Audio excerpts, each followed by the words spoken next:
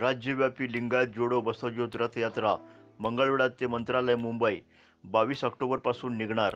महाराष्ट्र सरकारला जागे करण्यासाठी राज्यातील 1 कोटी लिंगायत समाजाच्या न्याय व हक्कासाठी महात्मा बसवण्णा यांचे विचाराची लिंगायत जोडो बसवज्योत रथयात्रा मंगळवेढा ते मुंबई परमपूज्य चन्नबसवानंद महास्वामीजी व राष्ट्रीय लिंगायत संघ संस्थापक प्रदीप बापू वाले व जागतिक लिंगायत महासभेचे प्रदेश कार्याध्यक्ष विजयकुमार हातुरे यांच्या नेतृत्वाखाली निघणार असल्याची माहिती प्रदीप वाले यांनी दिली।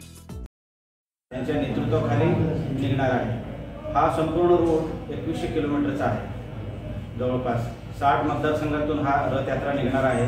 आमच्या मागण्या हे या सरकारनं गेल्या एवढे मोर्चे झाले, आंदोलन झाले, केवळ आश्वासनाशिवाय काही मागण्या पूर्ण केलेल्या आहेत। फडणवीस साहेबांसोबत मंत्रालय सुद्धा आमदार माजी मंत्री विनय कोरे यांच्या माध्यमातून आमची मीटिंग सुद्धा झाली, परंतु समाजाच्या तोंडाला पाणी पुसण्याचं काम या सरकारने केलेलं आहे।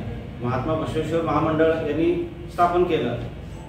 पूर्वीपासून आमच्या लिंगायत धर्मातील जे पोट जाती आहेत ओबीसी त्यांना ऑलरेडी ओबीसी महामंडळाच्या माध्यमातून यांना कर्ज पुरवठा होत होता।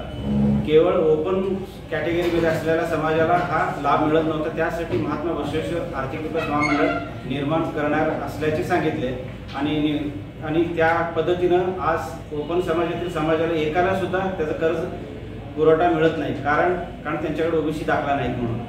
म्हणजे हा सरकार केवळ फसवण्याचं काम करत आहे। सरकारला कुठेतरी जागे करावं लागणार आहे आणि आपण समाज रस्त्यात उतरल्याशिवाय सरकार काम करणार नाही।